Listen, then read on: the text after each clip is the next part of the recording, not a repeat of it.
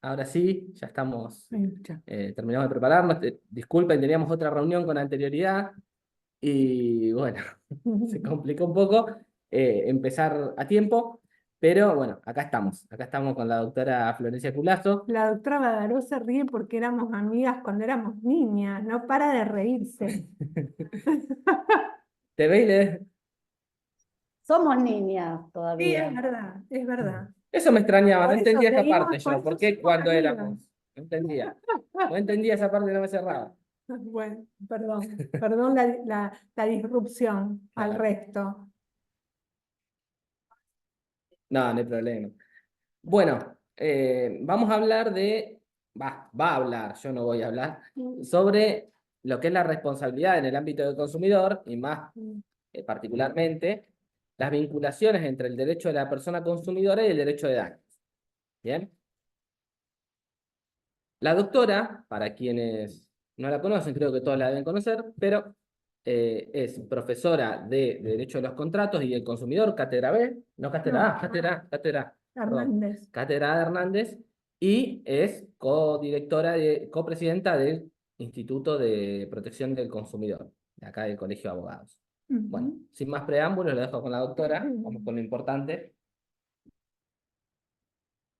Formamos parte de la Cátedra de Derecho de los Contratos y Derecho del Consumidor de la Facultad de Derecho de la Universidad Nacional de Rosario. Ya tengo años y décadas ahí. Bien, en realidad nos convoca en esta actividad hablar o sea, la actividad se propone, el colegio la propone en el marco de intentar que en distintos institutos eh, resolvamos, convengamos qué puntos en común podemos encontrar entre las disciplinas que cada uno de los institutos desarrolla en relación a las inquietudes que se van presentando a los colegas. Eh, bajo esa idea, un poco viene el título de la exposición que más que exposición, en realidad lo que me propongo, queridos colegas, es hacer un breve paneo y muestreo de distintos aspectos que plantean una mirada distinta en el marco del derecho de daño, situándonos en su vinculación con el derecho los derechos o el derecho de la persona consumidora. ¿Por qué? Para que admito a alguien. Porque en rigor de verdad, más allá de los propios cambios que fue teniendo en la responsabilidad civil en su concepción clásica, y de ahí quienes se dedican al estudio de esta disciplina, ¿sí? Las disquisiciones terminológicas en relación a si continuamos ya en vigencia el Código Civil y Comercial de la Nación, hablando de responsabilidad civil, o hablamos de derecho de daño, derecho a la reparación y demás, ¿sí? Esos cambios también impactan en lo que es al derecho de la persona consumidora, que debe ser entendido, y esto siguiendo la perspectiva y los enfoques de quienes yo comencé a aprenderlo y a interesarme, como un derecho transversal. Y con esto quiero decir que es un derecho que atraviesa en su problemática, en su estudio, en su regulación, áreas de otras disciplinas, inclusive algunas o con algunos puntos de contacto también con cuestiones relativas al derecho público. Bien, cuando yo les planteo los desafíos y los cambios de paradigma, es lo que voy a tratar de intentar plantearles como para generar eh, un intercambio con ustedes, un intercambio que quizá pueda ser, y espero que así sea, más casuístico que las diapositivas en sí, que yo les voy a presentar, que son más bien genéricas y del planteo que pretendo hacerles, que es un planteo en donde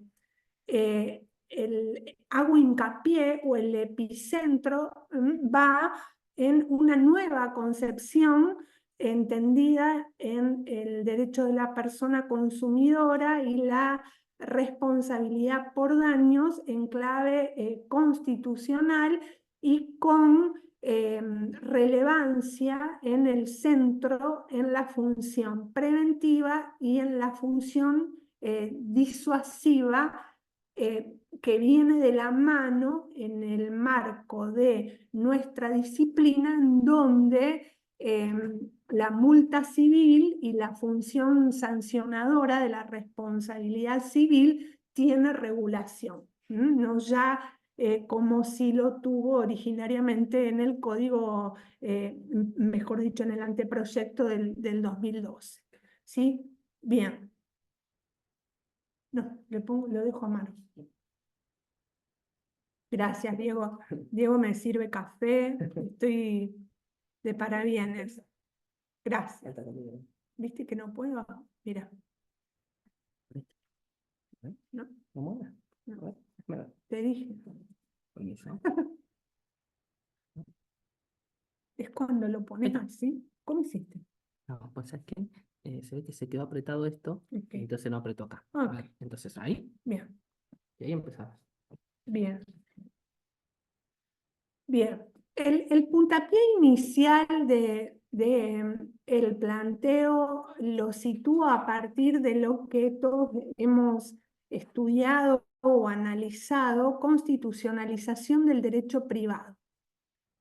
La constitucionalización del derecho privado, de alguna manera materializada luego a lo largo de un proceso de evolución y en décadas en lo que fue y es el Código Civil y Comercial de la Nación, reconoce causas y consecuencias a partir de las cuales luego podemos ver las proyecciones que cada una de las disciplinas ha tenido y los encuentros o vinculaciones que yo reconozco en ambas proyecciones. A modo de raconto, para recordar, podemos situar diversas causas que tienen su incidencia en proyecciones tanto en la disciplina de derecho de la persona consumidora como en materia de responsabilidad civil o responsabilidad por daños. Puntualmente me refiero como causa del proceso de constitucionalización, el replanteo y el redimensionamiento de la esfera de lo público, en donde en la esfera de lo público, refiriéndome puntualmente al derecho público, se produce como una contractualización o una influencia de la contractualización en el marco del derecho público y en el marco del derecho privado y puntualmente en el marco del contrato, el contrato pasa a estar más flexible y permeable a los valores constitucionales y puntualmente dar lugar a lo que diríamos, denominamos la contractualización y la humanización del contrato. En sintonía con este proceso, ¿sí? Ocurre que como consecuencia primordial, ¿sí? La Constitución pasa a ser la fuente directa, primaria, del derecho privado, y el derecho privado pasa a tener un lugar expreso o explícito en el marco constitucional y en lo que hace a el desarrollo de nuestra disciplina, el derecho de la persona consumidora, esa expresión manifiesta la encontramos en el artículo 42, ¿sí? Y diríamos, en la expresión de la relación de consumo y los derechos reconocidos en el marco de la relación de consumo, en donde el proceso de constitucionalización, a diferencia de lo que venía ocurriendo antes de 1994, realza los derechos extrapatrimoniales de la persona consumidora, poniéndolos, diríamos, equiparándolos o dándole una mayor relevancia, sobre todo por poner en el centro de atención la tutela y la protección de la persona consumidora. De ahí, diríamos, la protección de la dignidad, la protección de la persona y sus derechos extrapatrimoniales más allá de los intereses, de la protección de los intereses económicos. Lo propio ocurre también diríamos, en clave constitucional con la regulación que el Código Civil y Comercial hace respecto de los principios y de los valores constitucionales en el título preliminar, y diríamos, cómo impacta luego esto en la valoración del derecho aplicable, cosa que vamos a ver a medida que vayamos avanzando.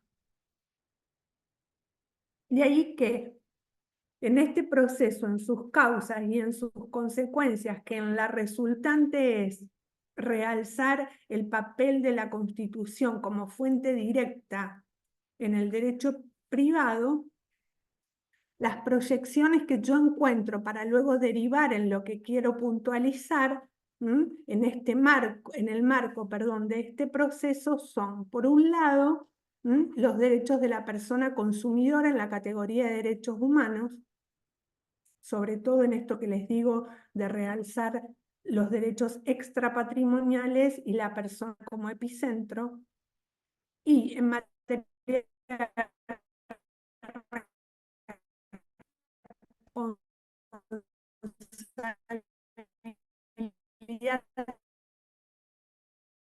civil, el enfoque cerrado, también la función de la persona, también la función del contrato y los derechos que nacen del contrato, y por sobre todo, además,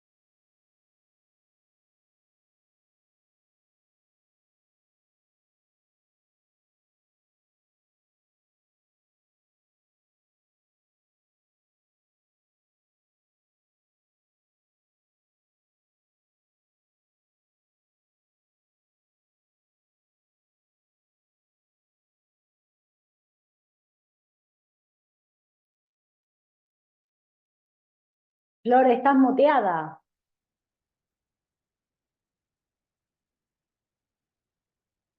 Ahí estamos. Ujú. Gracias, Ana. 14, 15. ¿Ves? Pero esto no sé si... Ahí sí, estamos. Ahí estamos. Ahí volvimos. Bien. Estábamos en esta segunda filmina o diapositiva en donde les decía un poco la resultante del proceso de constitucionalización en relación a lo que es... Perdón, doctora, no está Sí. compartido el Power. Ay, Dios. Sí, a ver. Perdonen No, ustedes. a ver, pero nos marca como que sí. A ver, volví a compartirlo. Pero nos marca como que está compartido el Power. Ahora vamos a compartir de nuevo. A ver. No, se Eh, fue. Mira a este. Está bien. bueno, tenías dos. No, es el mismo. El mismo. Hay que presentarlo. Sí. Ujú. Ahí estamos. Ahí está. ¿Estamos? Sí. Bien. Estábamos acá, a ver si ahí avanzamos bien. Entonces les decía, estas son las fuentes a partir de las cuales interpretar y realzar la persona como el centro de tutela en el marco del derecho del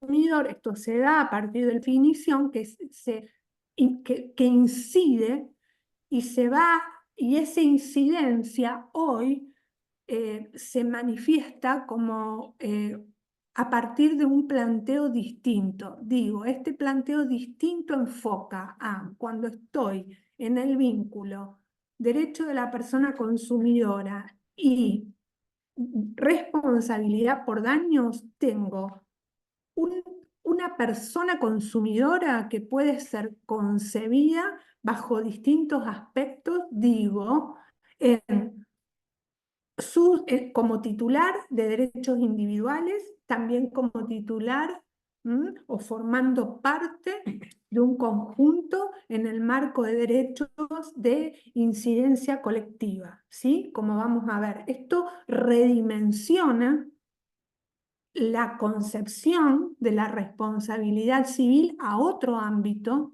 y realza otra función. Entonces, ¿a dónde apunto? Es a eso, y la directriz de ese proceso, ¿sí? La directriz de ese proceso es la consideración de la persona y la tutela de la persona como punto orientador. A la par de esto, en el derecho de daños, o en la responsabilidad civil, desde un enfoque o con un sustrato constitucional, ¿sí? Ocurre lo mismo desde el punto de vista de cómo impactó normativamente, ¿sí? O cómo la variación de los principios normativos se fueron ayornando también a tutelar a la persona humana, no solo en la protección física y psíquica, sino en general, ¿sí? En otro tipo de derechos que tienen que ver con el desarrollo de su personalidad, como la autonomía y todo lo que es el marco de los derechos personalísimos, ¿sí? Que de hecho están regulados en el Código Civil y Comercial de la Nación, y que cuando hablo de la protección de la persona, tengo todo este abanico en el alcance de su tutela, ¿sí? Y aquí tenemos, por ejemplo, a modo de ejemplo, todo el tema de protección de datos y demás cuestiones, ¿sí? Estamos siempre en el ámbito de la tutela de la persona humana y en el ámbito de realzar los derechos de carácter extra o de sustrato extrapatrimonial. Lo propio ocurre con el contrato y con los derechos que nacen del contrato, y también digo esto en el respeto al derecho nacido del contrato, más allá de su carácter de derecho personal.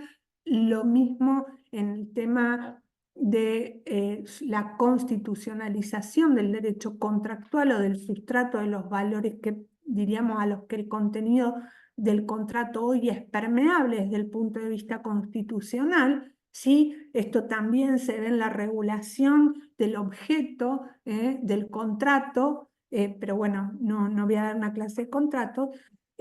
Y finalmente, a donde quiero llegar en materia de responsabilidad civil desde este enfoque o con este sustrato constitucional, también tenemos, ¿sí?, el alcance que llega a la protección constitucional de los derechos de incidencia colectiva, que si bien en el trámite parlamentario hubo modificaciones en torno a esta categoría de derechos, así como también en torno a la función sancionadora y al instituto de la sanción pecuniaria disuasiva, ocurre que pretorianamente y por doctrina académica y judicial, la categoría o la especie de los derechos de incidencia colectiva actualmente, aun cuando el código refiera explícitamente a los derechos de incidencia colectiva que recaen, perdón, sobre bienes colectivos, también queda comprendida dentro de este género los derechos de incidencia colectiva que recaen o que caen sobre intereses plurales homogéneos, con independencia a que el código no haga una referencia expresa a ellos y si lo haga solamente sobre aquellos que recaen sobre bienes colectivos, como les decía antes, esto de bienes de carácter público que son, diríamos, de interés y tutela, titularidad y tutela colectiva. Te diría, te agrego, Sí. era muy buena la regulación que tenía el Sí. código, el anteproyecto en esta El materia. anteproyecto del Había 2012 tomado a hablamos. Gaby Sí. prácticamente todo, pero era muy buena y había dejado todo en claro. Ujú. Así que, la verdad que- Bueno, ahora, diríamos, al sufrir esta amputación, entendemos que independientemente que el código en su letra, en su literalidad, refiera solo a los derechos de incidencia colectiva que recaen sobre bienes colectivos, también está incluida la otra subespecie o la otra especie, aquellos derechos de incidencia colectiva que recaen sobre intereses plurales homogéneos, que son los que esta subespecie es la que mayormente se presenta en el ámbito del derecho de la persona consumidora, como vamos a ver. ¿Por qué los consideramos incluidos? Bien, con sustento en las disposiciones de fuente legal que les cito, con sustento en las conclusiones de las diversas jornadas en donde la doctrina sienta criterio y además por expresa disposición y creación pretoriana de la Corte Suprema de Justicia de la Nación. Y los tribunales inferiores lo están aplicando muy seguido, cada vez más. Ujú. Capitales todo el tiempo están con Ujú. estas acciones. Sí, bueno, un poco era mostrar eso también. ¿Por qué un poco es mostrar esto? Porque en rigor de verdad, el derecho del consumidor tiene dos despliegues. Tiene un despliegue individual, pero en determinado tipo de lesiones a determinado tipo de intereses o derechos, por ejemplo, en materia de prácticas abusivas, o sea, aquellos comportamientos antijurídicos que lesionan la dignidad, el trato igualitario, una publicidad ilícita, una práctica prohibida, o también en materia de vicios o defectos de seguridad de los bienes o servicios. ¿Sí? Hablábamos de los vicios o defectos de seguridad en materia de servicios prestados por entidades bancarias. Me comentaba algo Diego, por eso lo traigo. Es como para darle un poco de ejemplo. Uno puede tener una visión individual, porque puedo tener un derecho individual conculcado, ahí vamos a llegar en breve.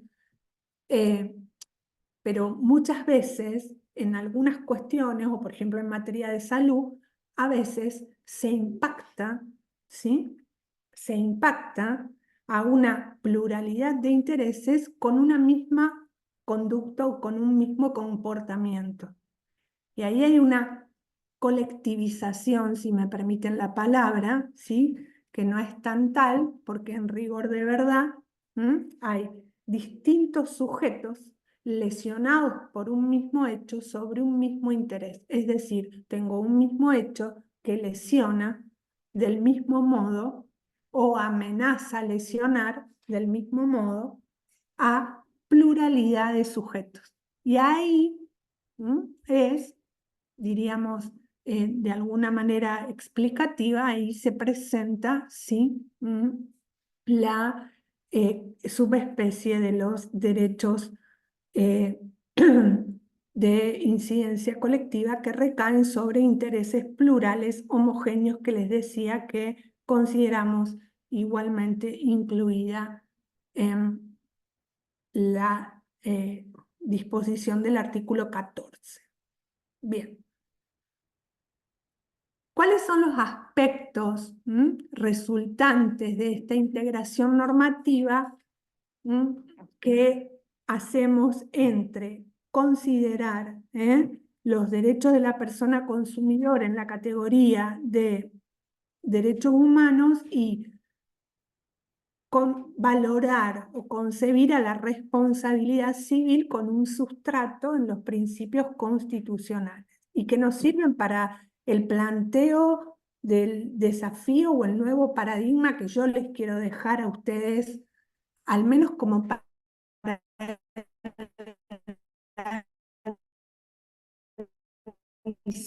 tener una idea, más allá que en la legitimación no todos la tienen, inclusive figuras tales como la multa civil o el llamado daño punitivo que hace o materializa en la disciplina de la persona consumidora la función sancionadora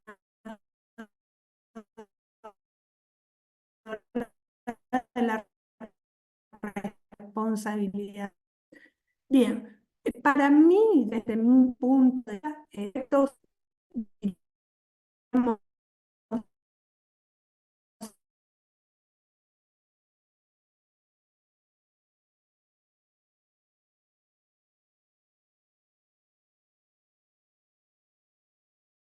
1708 y que luego, diríamos, yo traigo realzando en la función punitivo-sancionadora la prevención y la disuasión más que la sanción.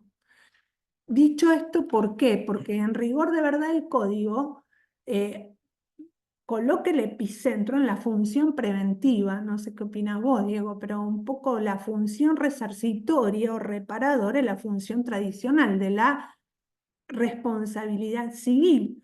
Y en rigor de verdad la que nos plantea nuevos desafíos, no solo a nosotros, sino también a la judicatura, es la preventiva, y ni qué hablar de la sancionadora.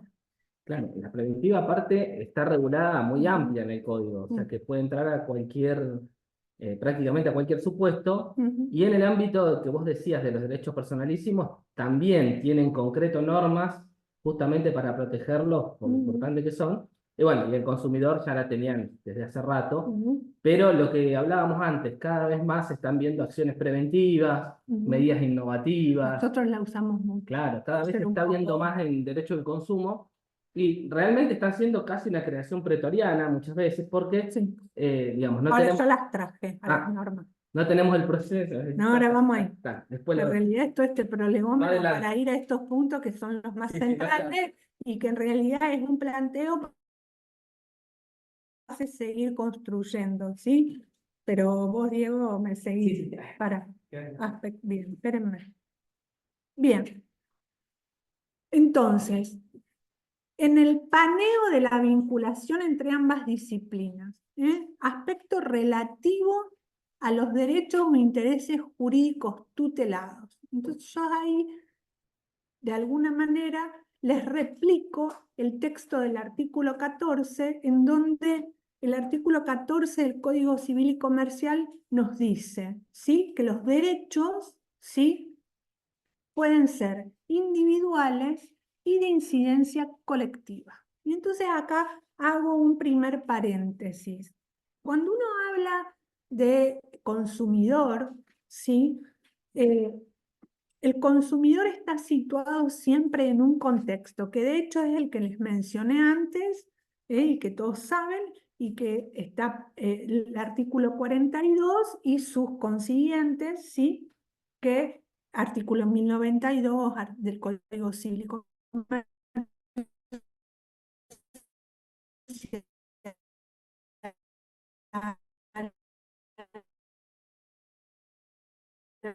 artículo 3 de la ley, etcétera, 24240, al género relación jurídica. Es una especie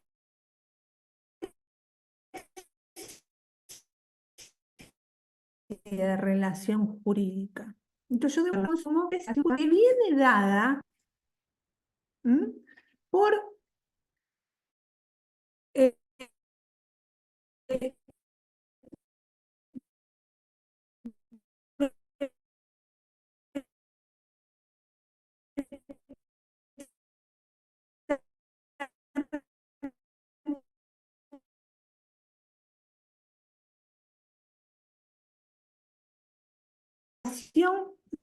de consumo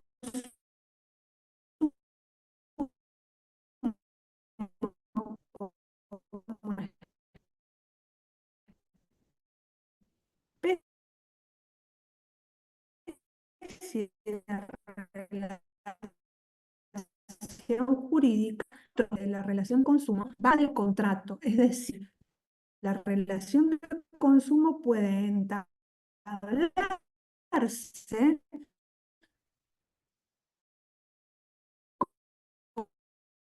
como consecuencia de la celebración del contrato, pero además puede entablarse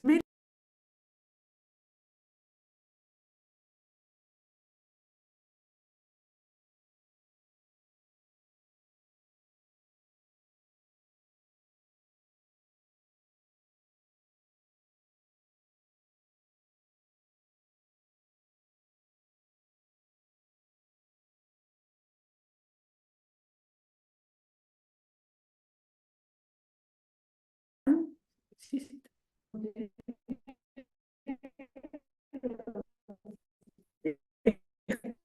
¿Escuchan, Gianfranco, vos escuchás? Se escuchaba un poquito cortado. ¿Mm? Recién se ¿Ah? escuchó No bien. escucho.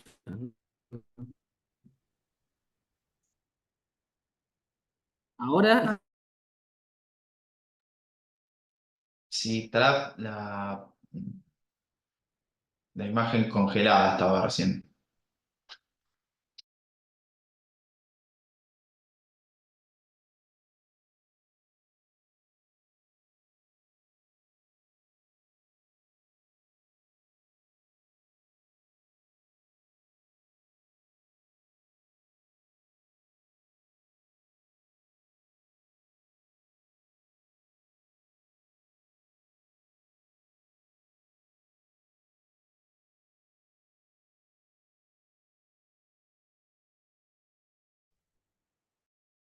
si me hacen alguna señal sería bárbaro.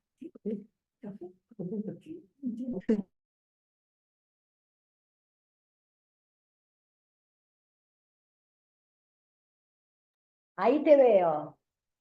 Ahora te veo bien. Pero ¿Escuchás? estás muteada. Ahora sí. Sí. Ahí Bueno, sí. chicos, está muteada, te dice. escuchen, Está muteada. está re mal la internet, se apaga se corta cada rato. En la Qué medida en que lástima. me aguanten y me puedan seguir el hilo y yo pueda seguir el hilo de lo que les quiero decir, continuamos. Quizás puedes ¿Sí? continuar quitando la cámara. Cuando anda más o menos, Ah, uno bien. quita la cámara y tira un poco. Bueno, pero lo que pasa es que yo tenía el power, quito la cámara y dejo el power. Claro, claro, Ok. perfecto. El power te queda la cara chiquita. Así. Bueno, Ahora sí. seguimos, gente. Gracias. Para ver, ¿estoy compartiendo pantalla o no? No, ve hasta la pantalla, se fue un desastre. Ahí está. ¿Ahora? Ok, sigo. Bien, les decía entonces que la idea que ustedes tienen que tener es esta: la relación de consumo como especie de relación jurídica, las causas fuentes, no solo el contrato. ¿A dónde apunto? Apunto a que en el ámbito de la relación de consumo, la responsabilidad se distingue por el hecho generador, pero es en el ámbito de la relación de consumo. O sea, el hecho generador del daño, eventualmente, o el hecho que amenaza la ocurrencia del daño, ¿sí? Puede ser un incumplimiento contractual, puede ser una práctica sin que haya contrato, puede ser el mero contacto social ante la inminencia de un defecto o vicio de seguridad,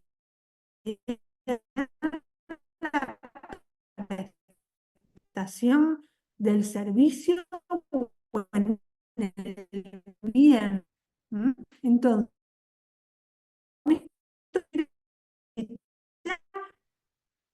el acto es amplio, contractual o extracontractual, el ámbito de la acción de consumo.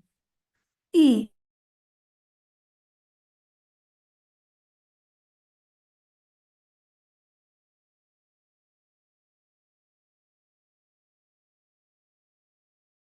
titularidad. ¿Me explico?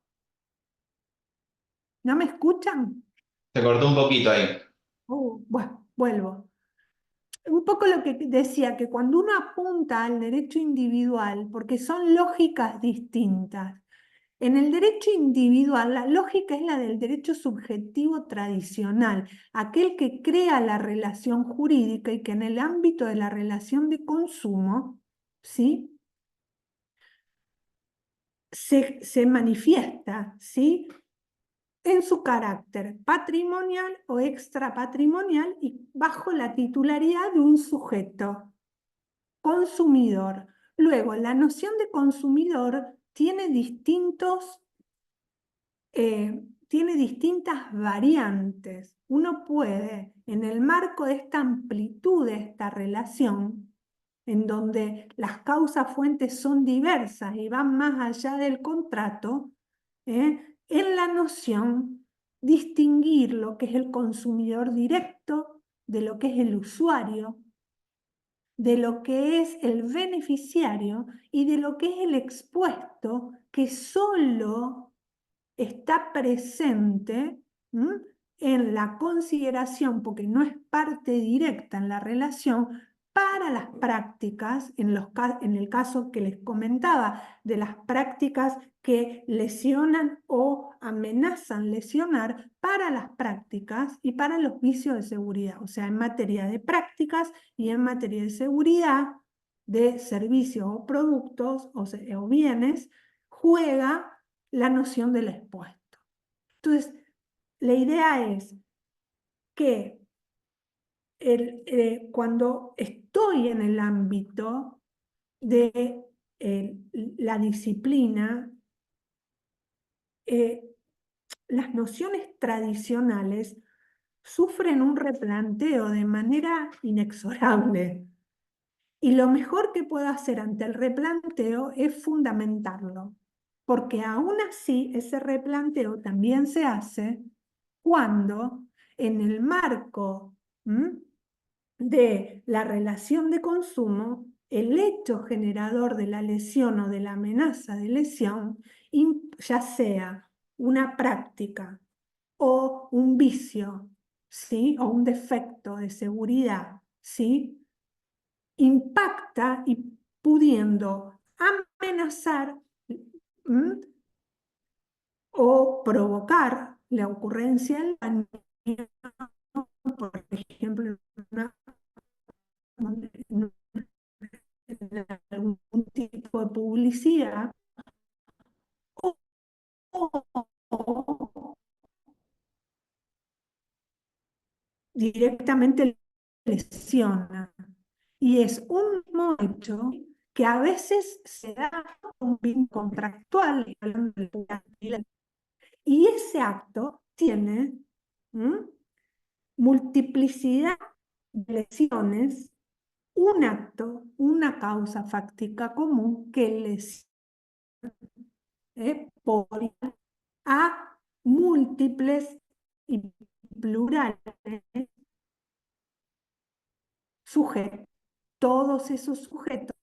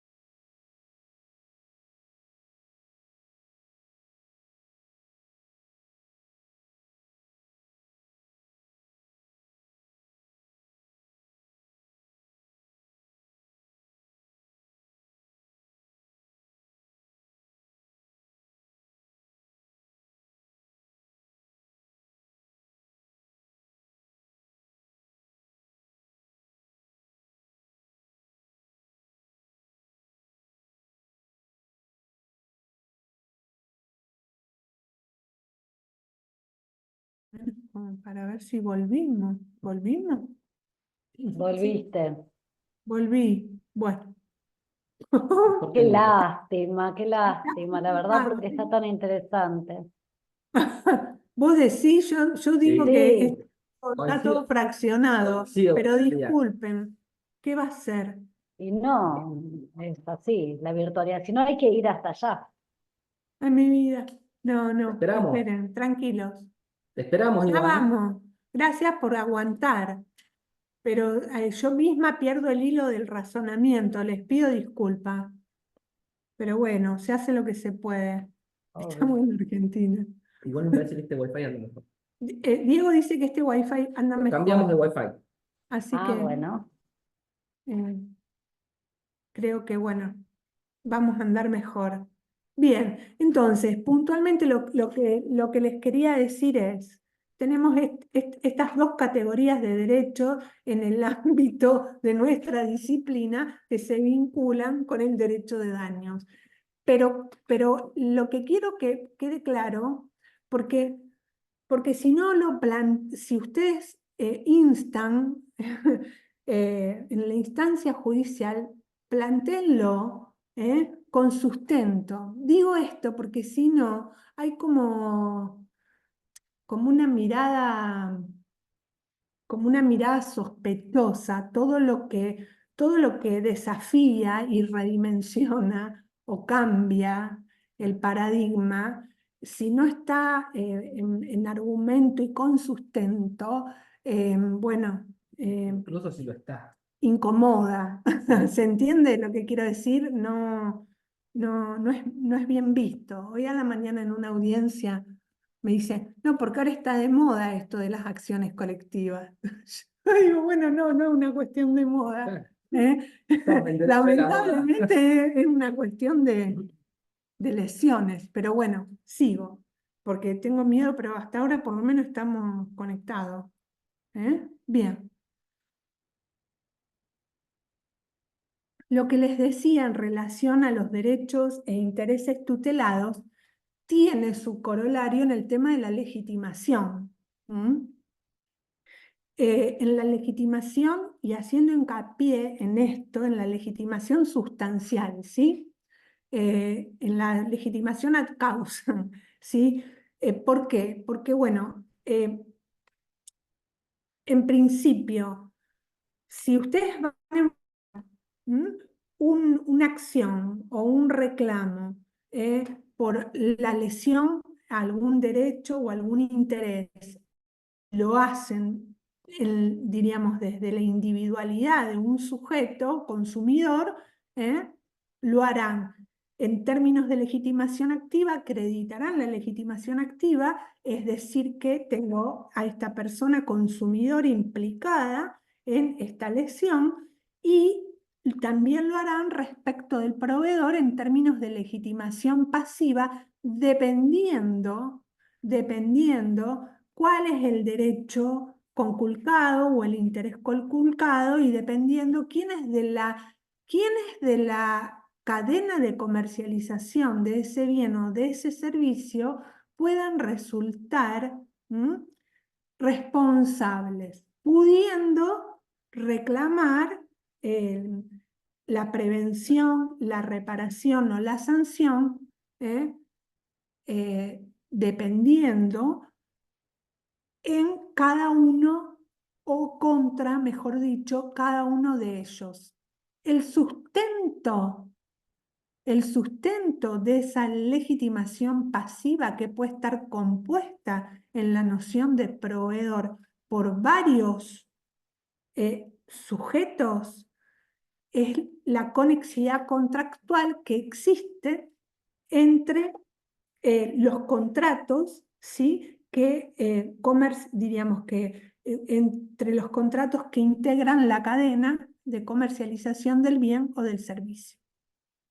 Bien, en materia de derechos de incidencia colectiva, que recaen sobre intereses plurales homogéneos, la legitimación para entablar este tipo de acciones recae sobre ciertos sujetos que tienen una legitimación extraordinaria para representar estos intereses plurales, homogéneos, conculcados, y en el caso, diríamos, de nuestra disciplina, a través, diríamos, esta legitimación se ejerce a través de las asociaciones de consumidores que se encuentran regularmente constituidas y que tienen no solo la personería otorgada, sino que además se encuentran inscriptas en un registro creado a tales fines a nivel de la Autoridad de Aplicación Nacional y la local. Eso hace que estas entidades tengan un control bastante pormenorizado de la actuación, ¿sí? Y también existen otros legitimados por ley que pueden entablar este tipo de acciones. Quiero decir, no cualquier sujeto puede invocar la representación de estos intereses, ¿sí? Y aquí la lógica de la representación de estos intereses es distinta.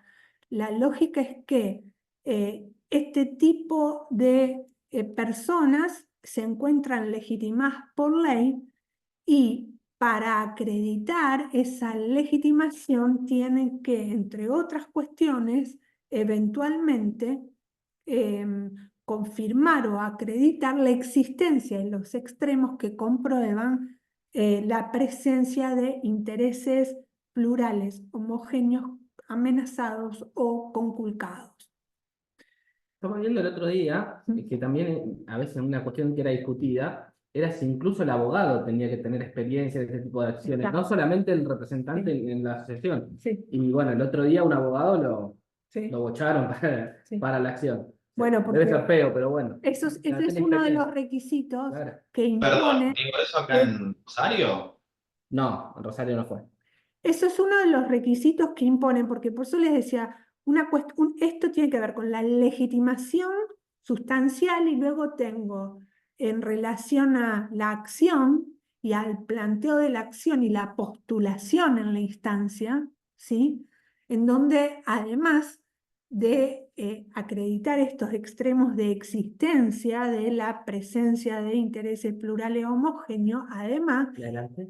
la representación adecuada. La representación adecuada tiene que ver con que quien invoca la representación se caracterice por tener expertise en la materia. ¿Me explico?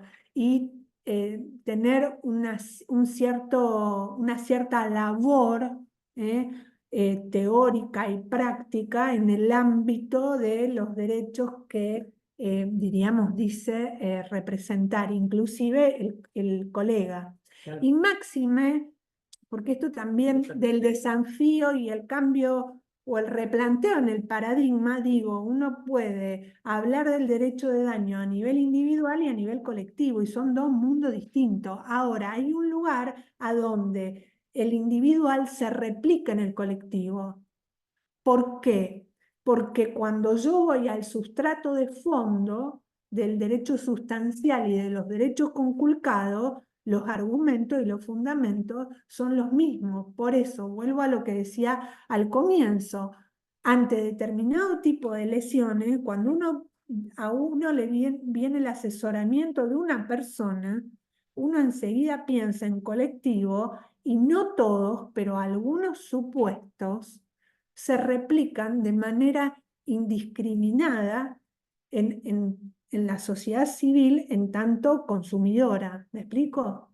¿Se entiende lo que les quiero transmitir? ¿Mm? Bien. Fíjense ustedes que el código que desarrolla por sobre todo o viene a innovar, porque en la otra función lo amputaron, viene a innovar en la función preventiva cuando, diríamos, regula la legitimación activa en materia de acción preventiva, ¿sí? Es amplísimo. Y ahí, en esa amplitud, que es la que les transcribo en la diapositiva, no discrimina si está refiriéndose a derechos individuales o a derechos de incidencia colectiva. ¿Me explico? ¿Mm? Es más, Entonces, hay una concepción. cuando hablan en los fundamentos del código, hace mucha referencia a la prevención en los derechos de incidencia colectiva, dándole incluso más importancia que... Exacto, pero porque eso tiene que ver eso tiene que ver en el sustrato de eso, subyace, diríamos, el efecto moralizador de la función, Claro. o el efecto moralizador ético de responsabilidad social. Claro.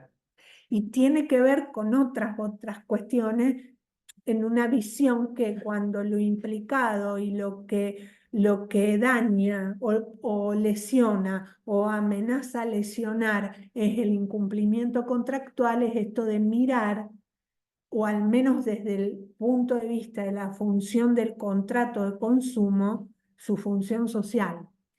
Porque cuando uno habla, una cosa es que yo inicié la demanda por un incumplimiento por mi cliente, pero cuando uno habla de un incumplimiento contractual, que tiene una réplica en multiplicidad de sujetos, en pluralidad de sujetos, perdón.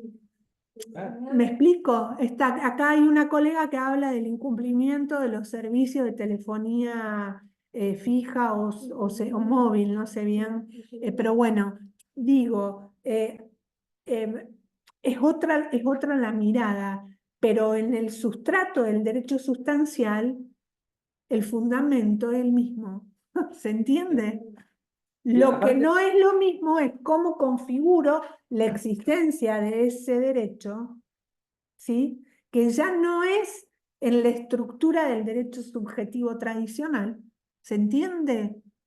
Que ya es más, es en esta noción amplia de relación, es en esta noción amplia de consumidor y de aquel que, diríamos, incumple o incurre en esta práctica o incumple el contrato de prestación del servicio de telefonía, y es en otra mirada. Claro, creo que ahí en telefonía se ve bien, porque cuando hablamos de homogéneo, ahí te das cuenta que surgen del mismo tipo de prácticas, que no son siempre exactamente los mismos montos, pero estamos hablando de algo homogéneo, ¿no? Pero Entonces, está bien, pero claro, ese es el tema. Esa es la homogeneidad, porque después el daño y claro, la cuantificación puede liquidarse individualmente, aún claro. en el marco de un proceso colectivo. Claro, incluso, por ejemplo, si tuvieran que pedir daño moral, hacerlos todos en un proceso colectivo, como si fueran individuales homogéneos, ya sería más difícil. Sí, Pero hablando sí, de por ahí lo que sí, serían los gastos, los cobros indebidos, Aunque sean distintos en monto, estamos hablando de la misma causa, una Ujú. maternidad.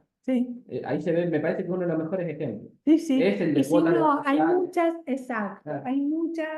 hay muchas sentencias en el marco del cobro de débitos, ¿sí? A través de prácticas prohibidas, ¿sí?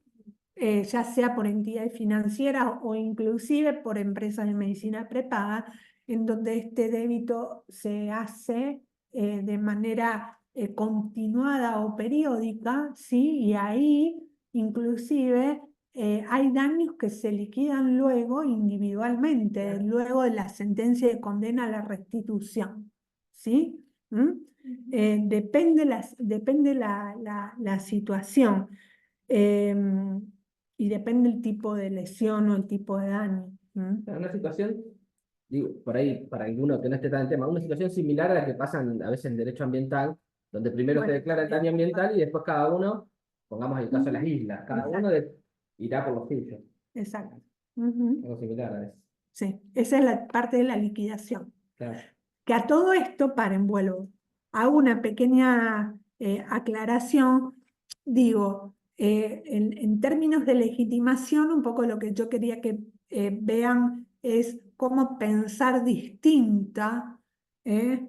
Porque inclusive, más allá de que uno como letrado no puede invocar esta legitimación extraordinaria, pero sí me sirve para pensar en línea colectiva la proyección y sí sirve para tener otra visión de cómo hacer los planteos o ciertos planteos. Sí, aparte, quizás nos sirva para lograr la prevención en algún caso diciendo, mirá que esto es algo que pasa siempre, y ni hablar para la punición. Exacto, O sea, voy a ir ahí. Entonces, perdón, no, y después lo que hablamos puntualmente del proceso colectivo y de las acciones colectivas, digo, en materia de derecho de la persona consumidora, nosotros tenemos regulados algunos aspectos y otros aspectos se encuentran regulados por acordada de la Corte Suprema de la Nación con la creación del registro de acciones colectivas y además con el reglamento, ¿sí? El reglamento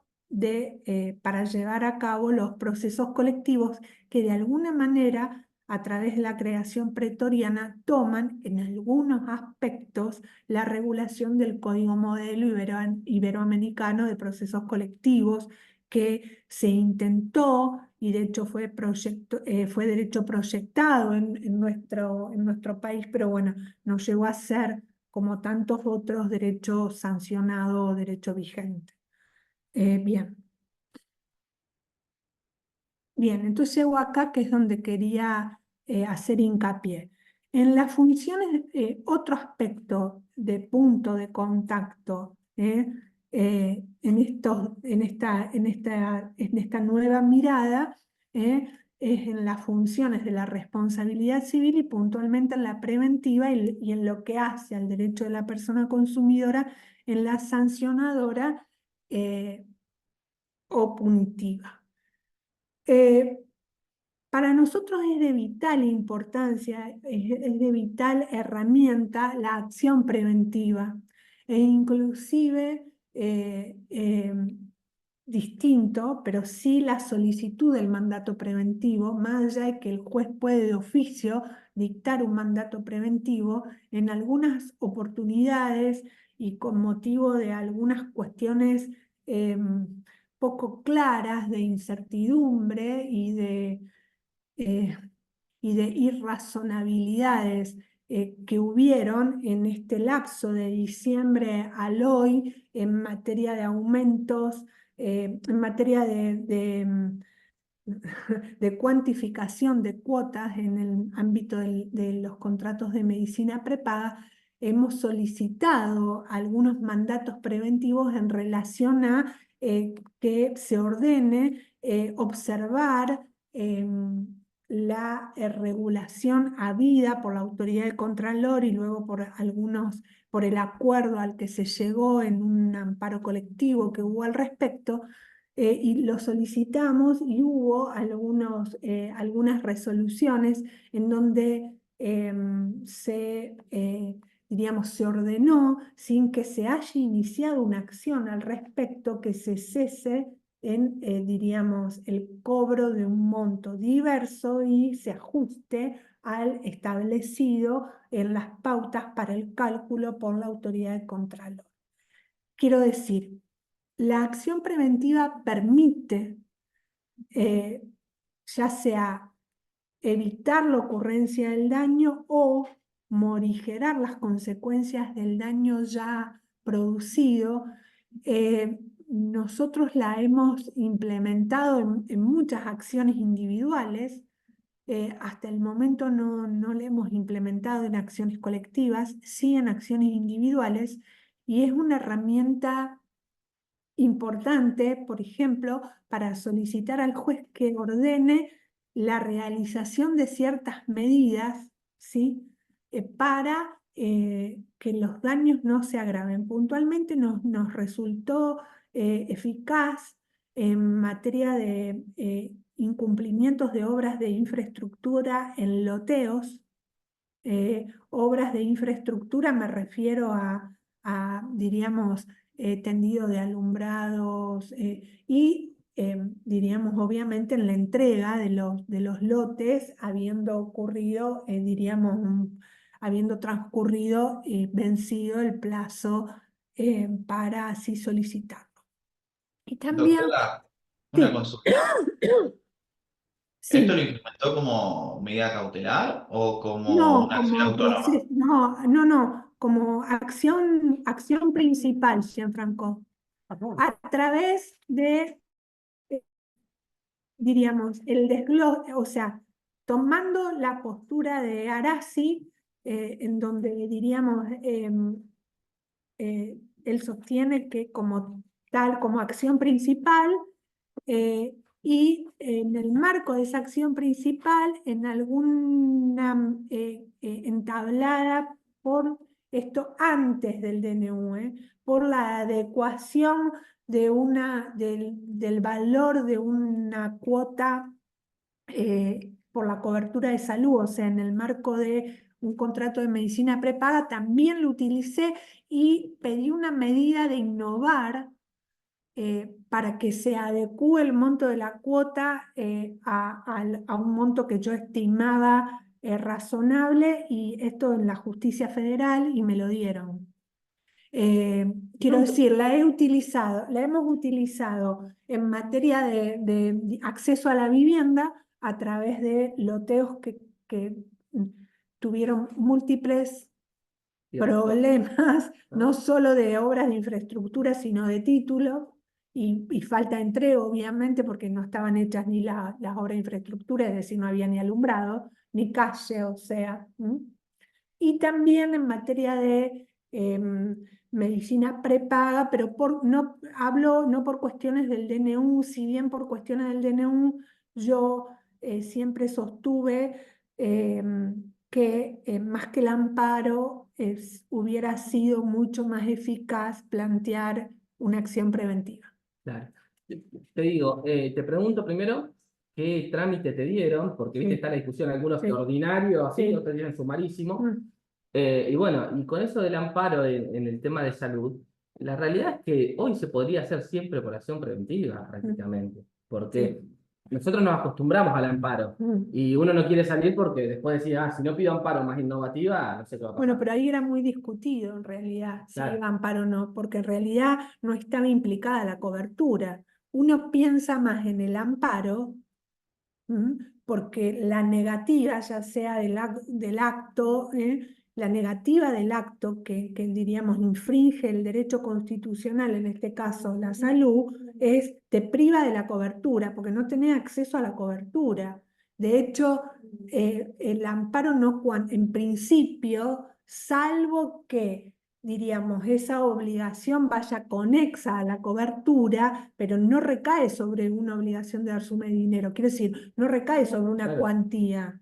Entonces, yo estoy cuestionando la aplicación de un aumento y como cuánto, diríamos, la razonabilidad del mismo, no hay privación de cobertura. Con lo cual se hizo tal enjuague que de tal enjuague la inseguridad jurídica es fatal. Claro, y Así. el otro tema es si es la vía más idónea, aparte, si no hay otra vía más idónea. Bueno, acá fueron la Eso, mayoría todos rechazados. Eso lo hablamos en su momento con el Instituto de Salud. Ah, Entonces yo lo planteaba desde un lugar de readecuación de la cuota de un modo razonable en el marco de un contrato de larga duración a través del planteo de la acción preventiva Claro. y eventualmente una cautelar, pero en el marco de una preventiva. claro. Hubo en este proceso anterior al DNU y en uno de los loteos pedimos ordinarización. ¿Pero por qué? Porque Prueba. era imposible. Y en otro que ya tenía más adelantado el tema de las obras de infraestructura y algunos habían entregado, nos dieron, pero ese después se arregló, nos dieron sumarísimo. Ah. Lo que tiene la acción preventiva es que usted le pide que al juez que ordene hacer o ordene no hacer. ¿Mm? ¿Estamos? Ordene el hacer, ordene la abstención. No tiene nada que ver con los daños, no es reparación. Ojo, ¿se entiende? ¿Mm? Pero Bien. le ordena al juez, pero el juez hace lugar sin escuchar la otra parte. No, es un proceso. Depende del caso. Ah, O sea, la preventiva en teoría sí, pero si hay alguna urgencia, quizás te sacan. Exacto. adelante. Pero yo, También se podría, perdón, plantear como autosatisfactiva en caso de ser una fuerte verosimilitud en el Sí. derecho, casi certeza. tal cual, Gianfranco. Sí, sí. Las vías están, Sí. No, porque acá dijeron, rechazaron nota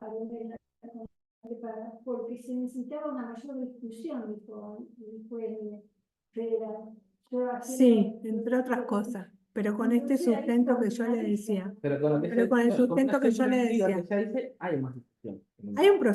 Hay un proceso, salvo que optes por el trámite de la autosatisfactiva y que la autosatisfactiva no diríamos, sea sin, diríamos, o sea, que no se sustancie, digo. Lo que pasa es que cuando se trata de prevención del daño, también estamos siempre casi en el carácter de urgencia. Por lo tanto, siempre, aunque sea una acción preventiva, siempre va a tener que ir acompañada generalmente de una medida cautelar, Exacto. Claro, claro. que si bien va a garantizar la bilateralidad del proceso, está bastante adecuada, hay que decir lo que es. Pero bueno, es la urgencia de la prevención. También, es pero lo que en hay el que marco hacer. de esa urgencia de la prevención se puede solicitar, diríamos, o una cautelar, de hecho, o una cautelar o mismo un mandato preventivo. ¿Me explico, Gianfranco? Más allá de que yo Sí, coincido sí, con sí. vos, pero el tema Sí, de la sí, sí. autosatisfactiva, si no se bilateraliza, ustedes también saben, como vos bien decís, tiene que ser una verosimilitud absoluta y una inminencia terrible, porque si no, no sé, ojalá la den, pero bueno. No, sí, sí, el marco es muy restrictivo, es cierto. Es más factible hacer la acción preventiva y una medida innovativa o no de no innovar, dependiendo del caso. O a lo mejor debería ser en el marco de un vicio, ponele, de un vicio de seguridad de un bien que es latente, ¿viste? Y entonces lo interpone, ponele, no sé, siempre caen las automotrices en el ejemplo, Claro. pero ponele, digo, interponerla bajo esta estructura, procesalmente hablando, y en ese contexto, a su vez, que bueno, se puede dictar un mandato preventivo que se retire o un medicamento. Claro, creo que el problema más grande que hay con este tipo de amparos a veces es la contable, que muchas veces después dice, bueno, yo para esto necesito ver la contabilidad.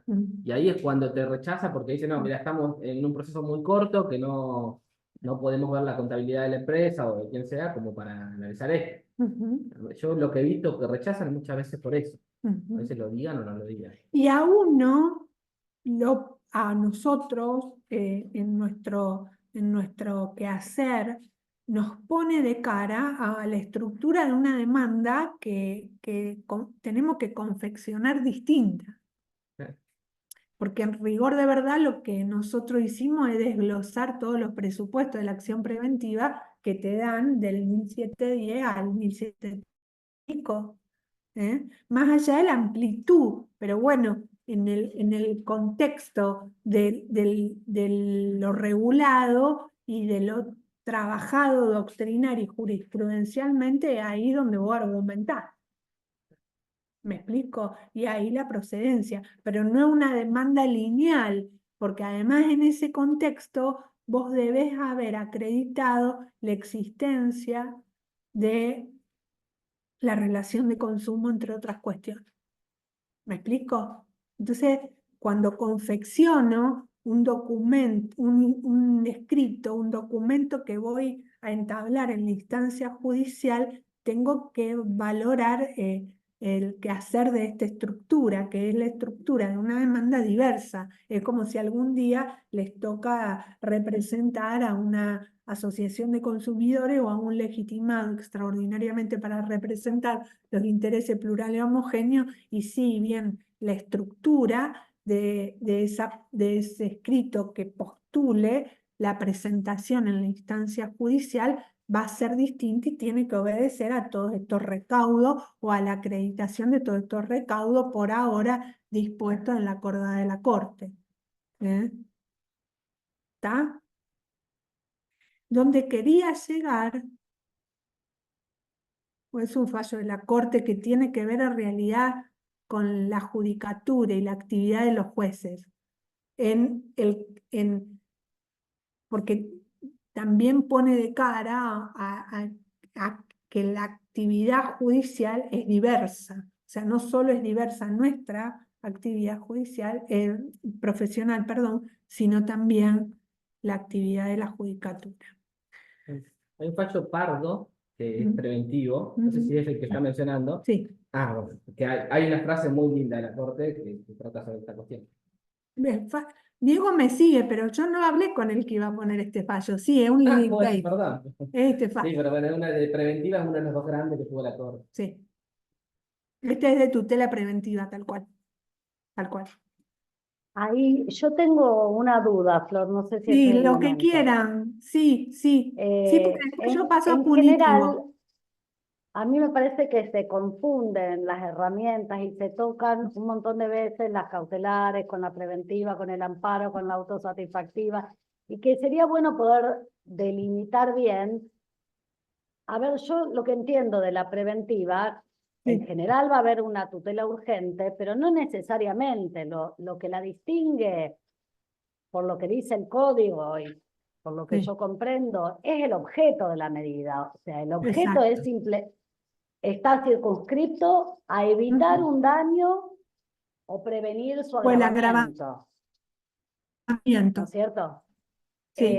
Ya cuando voy a un cumplimiento de una prestación, ya lo tengo que Ujú. ordinarizar, independientemente que lo acompañe de la cautelar que haga Ujú. falta. Sí. Sí, sí. Yo comparto esa opinión. Yo también. En el caso en que pedimos sumarísimo, porque bueno, había relación de consumo y de hecho hicimos la opción del trámite más abreviado, el trámite de conocimiento más abreviado, era porque en rigor de verdad esta persona solo faltaba que le entreguen y que le entreguen parte de la documentación, pero la mayoría de las obras estaban finalizadas. Digo, ahora, cuando vos tenés que ofrecer y producir prueba, o la orden que le estás pidiendo al juez es una orden que implica un quehacer que tiene su temporalidad implícita, y sí, lo tenés que ordinarizar, porque si no estás pidiendo algo irrealizable. Luego, si hay una urgencia, bueno, utilizo la cautelar como herramienta dentro de ese proceso. Lo que sí, que en el marco, lo que vos acreditas es la existencia y la necesidad de prevenir. Prevenir. ¿Dónde está, digo, la eficacia de la prevención? Que tiene que ver un poco también, no sé si con la urgencia, pero como que es la herramienta eficaz o es la herramienta adecuada para prevenir, que en rigor de verdad lo es la medida que está pidiendo. Porque vos lo que le pedís al juez es una medida que diga, ordénele hacer, ordénele no hacer. que, salvando las distancias, lo que puede hacer el juez en un mandato preventivo, nada más que acá hay un proceso. El mandato es meramente la orden. ¿Se entiende? Es meramente la orden. Cuando advierte la necesidad de prevenir porque surge, ponele, fíjense, yo inicié un proceso individual por un vicio de seguridad y de repente, ponele, el juez advierte un defecto de seguridad en el bien o en el servicio. Se hubiera advertido un defecto de seguridad en una plataforma digital. Entonces, ordena implementar cursos de acción para la seguridad y el uso seguro inocuo de la plataforma. ¿Se Está bien, pero entiende? eso, perdón, no es la cautelar, esa es la cautelar innovativa. Ujú. Ponele un nombre nuevo, pero digo porque por ahí uno siempre lo piensa desde el lugar del que pide y desde el lugar del juez, no del que recibe mandato preventivo, cautelar, innovativa, toda una serie de cosas que... Sí, que en realidad los jueces no les gustan. Por eso ustedes dirán, ¿y esta mujer para qué me viene a hablar de esto? Y yo vengo a hablar un poco de esto como para ponerlo sobre la mesa, porque en rigor de verdad no a todos los jueces les gustan, y además no a todos los jueces les gusta el derecho de la persona consumidora, convengamos. Claro. Yo lo que le Sí, quería... porque es una visión distinta del derecho, es una visión desde otro que Claro. es una visión del derecho privado diferente. Sí, sí, donde tenés No. que hacer cosas que en otros ámbitos no haces o no te metés. Es una visión distinta. El contrato de consumo no concibe al contrato y no por la predisposición contractual, no concibe al contrato como lo concibe la teoría general del contrato. Quiero decir, es otro tipo de contrato porque tiene determinados actores y bajo estos tales actores este contrato realiza en el mercado de bienes y servicios tal función. Sí, trae otras dificultades. Exacto, en ese contexto tiene otra lógica. Entonces, un poco lo que yo les quería dejar, que no sé si lo logro o no, si no lo logro, nos volveremos a encontrar, es otra visión del derecho de daño desde el punto de vista del derecho del consumidor, porque es otra visión. Yo lo que le quería agregar a Analía, recién, que comentó esto, Es que como el ambiente en algunos aspectos, no en sí, todos. en algunos. No sé si lo ibas a comentar vos por lo menos, no me quiero meter No, por no, El estamos Código conversando. Procesal de Mendoza agregó en el tema de acciones preventivas una acción preventiva amplia y una rápida. Entonces, ya lo tenés en el Código Eso Procesal, no estaba. Pasa que pueden nosotros, a esquivarlo. ver, Nosotros tuvimos una reforma no tenemos nada. y no metimos nada de A un ver. tema que es importantísimo ahora que vamos a reformar. Yo les hablo de esto, ¿por qué? Porque el mundo y algunas jurisdicciones giran en torno a esto. Por ejemplo, Cava tiene un fuero propio en materia de derecho de la persona consumidora. Tiene fuero propio. Es decir, vos le hablas a un juez que así como se le pide al abogado que, diríamos, representa o patrocina a una asociación expertise, vos también le pedís al juez la expertise como para que esté ayornado a esto. ¿Sí? Porque al juez le caen muchas cosas, o sea, el juez juzga con esta visión, con una visión empresarial que no necesariamente tienen que ser contrapuestas o son enemigas. Yo creo que deben compatibilizarse, ¿sí? Porque por algo también y además defendemos el derecho a la competencia y a la libertad de mercado, a la libre competencia, ¿sí? Pero digo, a nosotros nos falta no solo el fuero, nos falta, no tenemos código de implementación, no lo tenemos, no tenemos nada.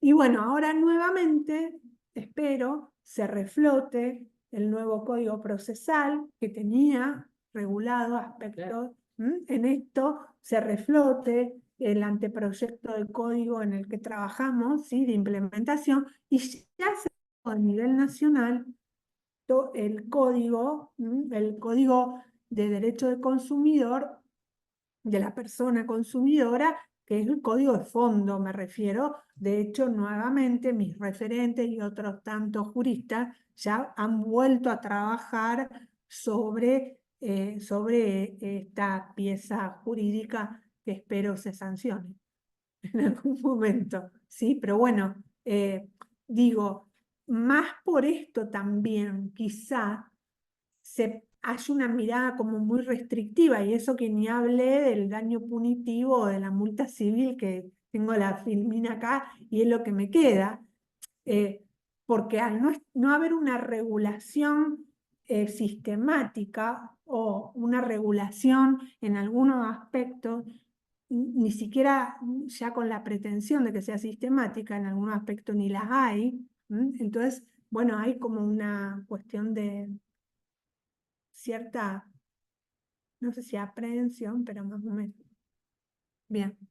Bien, por último, lo que les quería comentar o dejar es que en materia o en la disciplina de derechos de la persona consumidora, sí tenemos regulado, y todos ustedes lo saben, la función sancionadora o punitiva en el artículo 52 bis de la ley 24240, conforme la reforma que hubo en el 2008, la 26361.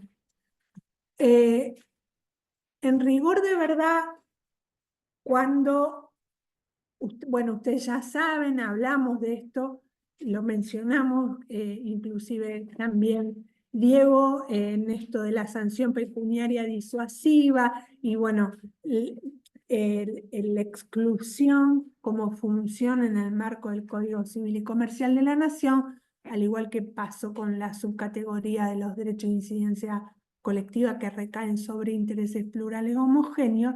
En fin, un poco se criticó que, diríamos, tampoco se corrigieran algunos aspectos de técnica legislativa que este artículo tiene, y que, bueno, ha sido objeto de múltiples críticas. Por eso yo ahí pongo la palabra reformulaciones, el término reformulaciones. Las críticas, ustedes deben saberlo también, y ahí no me voy a centrar, sí han sido a lo largo de esta década y más, en relación a cómo, diríamos, al destino del daño. De hecho ya se lo denomina daño y no multa. El daño, diríamos, técnicamente es erróneo designarlo de ese modo, porque en rigor de verdad no hay reparación, sino que la finalidad es, en términos preventivos, como disuasión, y en términos sancionatorios como evitar la reiteración de la conducta o el comportamiento, que más allá de ser ilegítimo o antijurídico, lo que sí debe representar, y esto es hoy un requisito de procedencia que diríamos, se postula de modo inexorable en la figura, es el comportamiento debe manifestar, debe denotar un grave menosprecio a los derechos de la persona consumidora. Y ese grave menosprecio conlleva en esta figura un factor de atribución subjetivo, por lo menos culpa grave, máxime dolo o intencionalidad manifiesta. ¿Por qué cierro con esto? Primero, porque está regulado en el ámbito de nuestra disciplina. Segundo, porque a lo largo de todos estos años, desde que tiene sanción, la figura ha tenido un montón de correctivos que han devenido de la mano de los proyectos de reforma. Les decía, en realidad, no solo de reforma a la ley, sino de sanción del Código de defensa del consumidor o de defensa de la persona consumidora, en donde los recaudos y los requisitos de procedencia se reformularon, pero también lo ha hecho la jurisprudencia, que ha considerado o ha aplicado la figura. El epicentro de las reformulaciones se ha puesto no tanto en la sanción, sí en la función disuasiva y en poner en rango, diríamos, de relevancia o de importancia el requisito de grave menosprecio a los derechos que conlleva, como les dije, este factor subjetivo y que tiene que ver, y en mucho, con que el grave menosprecio generalmente se manifiesta en la ocurrencia de prácticas comerciales disvaliosas, ¿sí? Infringen el trato digno al consumidor o el trato igualitario o recaen sobre prácticas prohibidas como la publicidad ilícita. Fíjense el 1102 cómo regula la acción de contrapublicidad y la regula con una amplitud terrible y hace expresa mención el artículo 8 bis que introdujo las prácticas abusivas en el marco de la ley, que luego fueron estas prácticas profundizadas e incluidas, ¿sí?, en el título que en el ámbito del código regula los derechos de la persona consumidora, o sea, en la inclusión que de la disciplina hace el Código Civil y Comercial de la Nación. Esto lleva a que hay una vinculación subyacente entre la aplicación debida de la multa civil con la protección de la persona o con la protección o la tutela de la persona en clave, como les contaba al principio, considerar los derechos de la persona consumidora como incluidos dentro de la categoría de los derechos humanos. Porque muchos criterios doctrinarios, inclusive proyectados y también jurisprudenciales, echan mano del 8 bis y de la referencia que el 8 bis, refiriendo a las prácticas abusivas, hace del daño punitivo y de la aplicación del daño punitivo puntualmente o bien llamada multa civil. La multa civil aplicada como correctivo en casos que lo ameritan por la gravedad del comportamiento,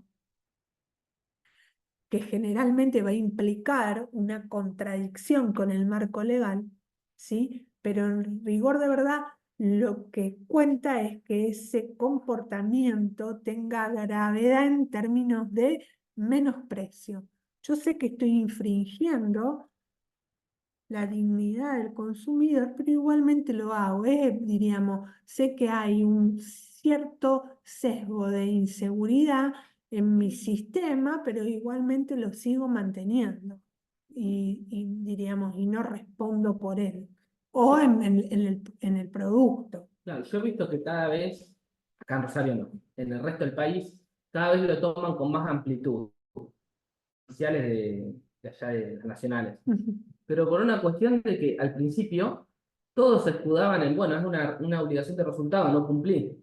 Y ya más tarde empezaron las cámaras a decir, bueno, está bien, no cumpliste, intentaste solucionar el problema. ¿Qué hiciste después? Lo tuviste 5 años litigando y hasta ahora. Es que en realidad no la pusiste mirada nada. es distinta. Claro. Fíjense, si ustedes están en el ámbito de la función reparadora, vos vas a mirar la antijuridicidad. Sobre todo con una visión tradicional, la antijuridicidad formal. La acción preventiva te pone de cara a la antijuridicidad material, en sentido material. ¿Me explico? Y el daño punitivo es totalmente independiente, o la multa civil, porque fíjense lo que les iba a decir.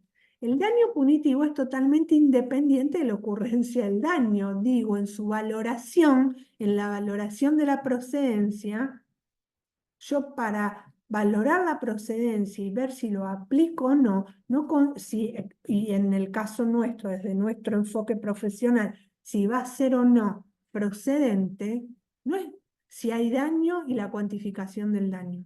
No, lo que yo observo es el comportamiento. Si el comportamiento es grave, si el comportamiento es continuado, y ahí les cuento algo. En ocasión de elaborar un dictamen, una vez en aquella oportunidad pensaba, una cosa es el daño resarcible. Ustedes piensen en el daño resarcible.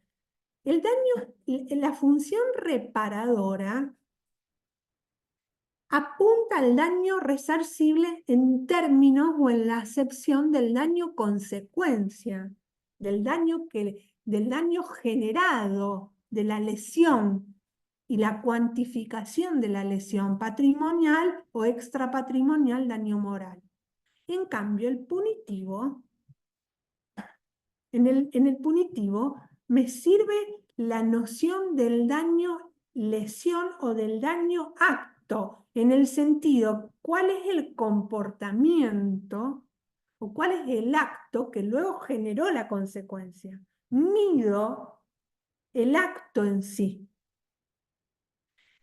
Ese acto que pudo haber sido uno, o puede tener una temporalidad y puede replicarse todo el tiempo.